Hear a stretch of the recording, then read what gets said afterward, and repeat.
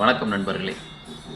சப்த கன்னியரில் ஒருவராக இருக்கக்கூடிய காவல் தெய்வம், காக்கும் தெய்வம், கருணை தெய்வம், எல்லை தெய்வம், எதனையும் வெற்றி கொள்ள வைக்கும் தெய்வமாகிய வாராகி அம்மனின் மிகச்சிறந்த ஒரு மந்திரம் இருக்கிறது.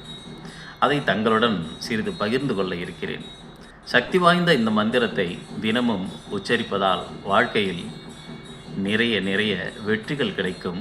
நிம்மதி, மகிழ்ச்சி, செல்வம், அஷ்ட ஐஸ்வர்யங்கள் ஆக மனிதனின் வாழ்க்கைக்கு தேவையான அத்தனையும் கிடைக்கும். அதாவது அந்த மந்திரம் என்னவென்றால், ஓம் குண்டலினி பிரவாசினி சண்டமுண்ட விநாசினி பண்டிதஸ்ய மனோன்மணி வராகி நமோஸ்துதே அஷ்டலக்ஷ்மி ஸ்வரூபிணி அஷ்டதாரித்ரிய நாசினி இஷ்டகாம பிரதாயினி வாராகி நமோஸ்துதே. இந்த மந்திரத்தில் ஓம் குண்டலினி பிரவாசினி என்கிறார்கள். குண்டலினி என்பது நமது உடலுக்குள் இருக்கின்ற சூட்சும ஆற்றல். நமது உடலின் அடிப்பாகத்தில் முதுகுத்தண்டின் கீழ்ப்பகுதிக்குள் மனிதனின் ஜனன உறுப்புக்கும் முதுகுத்தண்டின் இறுதி நிலைக்கும் இடையில் வாசம் புரிகின்ற ஒரு ஆன்ம சக்தி, சூட்சும ஆற்றல், பாம்பு ரூபத்தில் சுருண்டு கிடக்கின்ற சக்தி என்றெல்லாம் நூல்களும் பெரியோர்களும் தங்களுடைய வாய்மொழியாகவும் பாடல்கள் மூலமாகவும் போதனைகள் மூலமாகவும் சொல்லப்பட்டிருக்கின்ற அந்த குண்டலினி மகாசக்தி. இந்த குண்டலினி மகாசக்திக்கு அருகில் வாசம் புரிபவள், இந்த குண்டலினி மகாசக்தியாகவே இருப்பவள். புறம் என்றால் வசிக்கும் இடம், இருக்கும் இடம், பக்கத்தில், அருகாமை என்றெல்லாம். ஓம் குண்டலினி பிரவாசினி என்று சொல்கின்ற பொழுது, குண்டலினி உடன் இருப்பவளே, குண்டலினி மகாசக்தியாக இருக்கின்ற பெரும் ஆற்றலே என்று அர்த்தம். சண்டமுண்ட விநாசினி. தேவி பாகவதத்திலும் அம்பிகையின் அருட்கடாட்சம் விளக்குகின்ற நூல்களிலும் சண்டன் முண்டன் என்ற 2 அசுரர்களை பற்றி சொல்லியிருப்பார்கள். இந்த அசுரர்களை வதம் செய்த தேவியாக வாராகி வணங்கப்படுகிறாள். சண்டன் முண்டன், எத்தனையோ அசுரர்கள் இருக்கிறார்கள். யார் இவர்கள் சண்டன் முண்டன்? அவர்களுடைய நீண்ட வரலாற்றுக்கு செல்ல வேண்டாம். சண்டன் முண்டன் என்பவை அசுரத்தனம் மிகுந்தவை. அதிகமான எதிர்மறை கோபமும் அதிகமான கெட்ட எண்ணங்களும் சண்டனாகவும் முண்டனாகவும் வரிக்கப்படுகின்றன. ஆக இந்த 2 அசுர குணங்களே அசுரர்களாகவும் புனையப்பட்டிருக்கலாம்.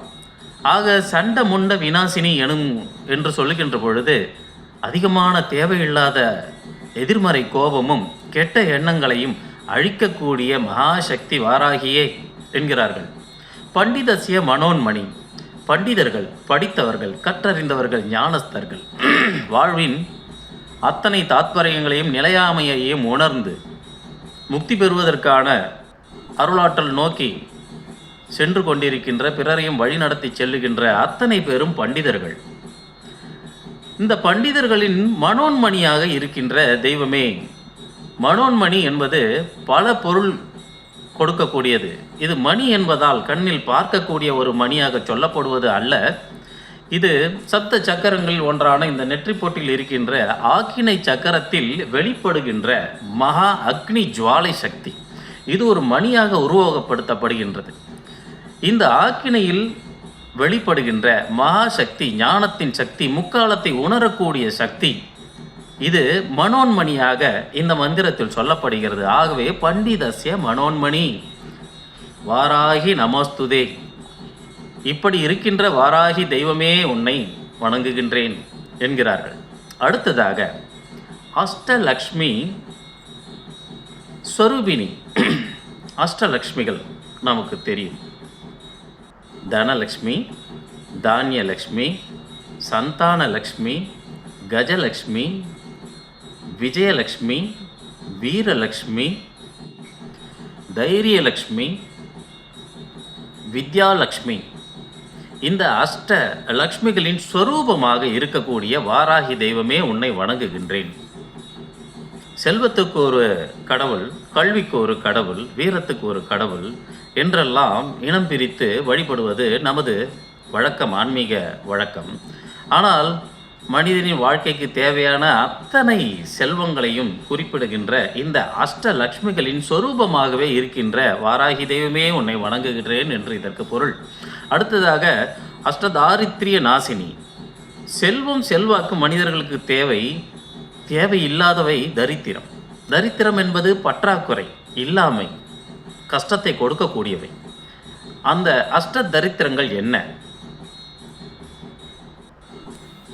உணவு, சாப்பிட ஒன்றுமே இல்லை, பசிக்குது. இதை விட ஒரு கொடுமை என்ன இருக்கு? அது தரித்திரம். உடை, நல்ல உடை இல்லை, அணிந்து கொள்ள மானத்தை காப்பாற்றுறதுக்கு ஒரு உடை இல்லை, அது தரித்திரம். சிலருக்கு நிறைய பணம் இருக்கும், செல்வம் இருக்கும், நிறைய ஆடைகள்லாம் இருக்கும், ஆனால் நல்லதாக அணிஞ்சிக்க மாட்டாங்க, எப்பவுமே பழசையே போட்டுக்கிற மாதிரியான ஒரு குணாதிசயம் இருக்கும். அப்படிப்பட்ட குணாதிசயம் கூட தரித்திர குணாதிசயம். அடுத்ததாக உறையுள், இருக்கிற இருப்பிடம், வசிக்கிற இடம். யாராக இருந்தாலும் ஒரு கூரை இருக்கணுங்க, வாடகையோ சொந்தமோ நம்ம தங்கறதுக்கு, தலை வச்சு சாஞ்சி தூங்கிறதுக்கு ஒரு இருப்பிடம் இருக்கணும். போக்கிடம் இல்லாத, இருப்பிடம் இல்லாத ஒரு துர்பாக்கிய நிலைங்கிறதையும் தரித்திரத்தில் சொல்கிறாங்க. அடுத்ததாக வேலை வேணும், ஜீவனம் செய்கிறதுக்கு வேலை வேணும் இல்லைங்களா? வேலை இல்லாமல் வெட்டியாக நான் இருக்கேன், சும்மா இருக்கேன்னு சொல்கிறதுல ஒரு சுகம் இருக்குன்னு நினச்சிக்கிட்டு இல்லாமல் வேலை இருக்கணும், ஜீவனம் செய்யணும், உழைத்து சம்பாதிச்சு முன்னுக்கு வரணும், குடும்பத்தை காப்பாற்றணும், வாழணும். அந்த உழைப்புக்கான வேலை இல்லைங்கிறதையும் தரித்திரம்ங்கிற கேட்டகரியில் சொல்கிறாங்க. தரித்திரம், தரித்திரம்னா பற்றாக்குறை இந்த இடத்துல. அடுத்ததாக சமூக மதிப்பு. என்னதான் செல்வம் செல்வாக்கு என்ன இருந்தாலும் ஒரு தனி மனிதனை அவனிடம் இருக்கின்ற குணாதிசயங்களும் நற்குணங்களும் சேவை சிந்தனைகளும் நல்ல எண்ணங்களும் தான் சமூக மதிப்பை ஈட்டித்தரும். அப்படிப்பட்ட சமூக மதிப்பு கிடைக்கலன்னா அவன் தரித்திர நிலையில் இருக்கான் அப்படின்னு அர்த்தமாங்க. அடுத்ததாக கல்வி, நோய், கடன். நல்ல கல்வி கிடைக்கணுங்க. வாழ்க்கையில் சரியான கல்வி சரியான நேரத்தில் கிடைக்கலன்னா அந்த காலகட்டத்தில் அவங்க தரித்திர நிலையில் இருந்திருக்காங்கன்னு அர்த்தம். நோய், இதை விட பெரிய தரித்திரம் என்ன இருக்க முடியும்? பெற்றோர்கள் கொடுத்த உடலை சரியான விதத்தில் நாம் பதப்படுத்தி பண்படுத்தி வாழலைன்னா நம்மளால் நம்ம உடம்பை தரித்திர நிலையில் வச்சுருக்கோம் அப்படின்னு அர்த்தம். நோய்கள் அண்டாமல், தெரிந்தோ தெரியாமலோ நோய்கள் வந்தால் அதனை தொடர்ந்து இருக்க வைக்காமல் அதிலிருந்து மீளக்கூடிய குணம் என்பதே செல்வம் செல்வாக்கு. இப்படிப்பட்ட குணம் இல்லாமல் நோயை தக்க வைத்து கொண்டு இருப்பதும் தீர்ப்பதற்கான முயற்சிகள் இல்லாமல் இருக்கின்ற அந்த சிந்தனையும் தரித்திரம். அடுத்ததாக கடன்கள் இல்லாமல் உலக நாடுகளே இல்லை, மனிதர்களே இல்லை. கடன்கள் இல்லாமல் பெரிய வளர்ச்சிகள் கூட இருப்பது இல்லை. ஆனால் இந்த கடன்களை அனாவசியமாக தேவையற்ற நிலையில் சக்திக்கு மீறி வாங்கி தன்னையும் தன் குடும்பத்தையும் தன்னை சார்ந்தவர்களையும் சிரமத்துக்கு உள்ளாக்குகின்ற ஒரு குணாதிசயம் இருக்கின்றதல்லவா? அப்படிப்பட்ட மிக மோசமான கடன் நிலையில் ஒரு மனிதன் தள்ளப்பட்டு விட்டான் என்றால் அவன் தரித்திர நிலையில் இருக்கிறான் என்று பொருள். இப்படிப்பட்ட அஷ்ட தரித்திரங்களும் ஒரு மனிதனின் வாழ்க்கையில் வராமல் காக்கின்ற இப்படிப்பட்ட தரித்திர குணாதிசயங்களையோ சூழல்களையோ தரித்திரத்தை கொடுக்கின்ற எதிரி நிலைகளையோ நம்மிடம் நெருங்க விடாமல் செய்கின்ற மகா சக்தியாக வாராகி இருக்கிறாள் என்று இந்த மந்திரம் கூறுகின்றது. இந்த வாராகியின் இந்த மந்திரத்தை தினமும் நாம் உச்சரிப்பதன் மூலமாக இப்படிப்பட்ட துர்குணங்கள் நம்மை அண்டாது சிறந்த நிலை நமக்கு கிடைக்கும், ஞான சித்தி கிடைக்கும், நமது ஆன்மீக ஆற்றல் பெருகும், அஷ்ட ஐஸ்வர்யங்கள் பெருகும், நம்மை சூழ்ந்த வறுமை பிணி அஷ்ட தரித்திரங்கள் விலகும், சமூகத்தில் மதிப்பு கிடைக்கும், வாழ்க்கையில் உங்களுக்கு என்னென்னவெல்லாம் தேவையோ அத்தனையும் இந்த மந்திரம் கொடுக்கும். அதே சமயத்தில் ஒரு விஷயத்தை அடைவது மட்டும் முக்கியமல்ல, அதனை தக்க வைத்துக் கொள்வதும் மிகவும் முக்கியம். ஒரு மனிதன் உயர்ந்த நிலைக்கு வந்துவிட்டான் என்றால் அவனை கீழே தள்ளுவதற்கு ஒரு 4 பேராவது கிளம்புவார்கள் அல்லவா? நீங்கள் நன்றாக இருக்கிறீர்கள் என்றால் உங்களை சாய்ப்பதற்காக, உங்களுடைய நல்ல நிலையிலிருந்து உங்களை கீழே தள்ளுவதற்காக ஒரு கூட்டம் நேரடியாகவோ, மறைமுகமாகவோ, செயல்கள் மூலமாகவோ, எண்ணங்கள் மூலமாகவோ உங்களுக்கு எதிரான வேலைகளை செய்து கொண்டிருக்கும். அந்த எதிரான விஷயங்கள் அனைத்தையும் தவிடுபொடி ஆக்குவதற்காக இந்த சத்ரு சம்ஹார விஷயத்தை செய்வதில் முன்னணியில் நிற்கின்ற மகாதெய்வம்தான் வாராகி.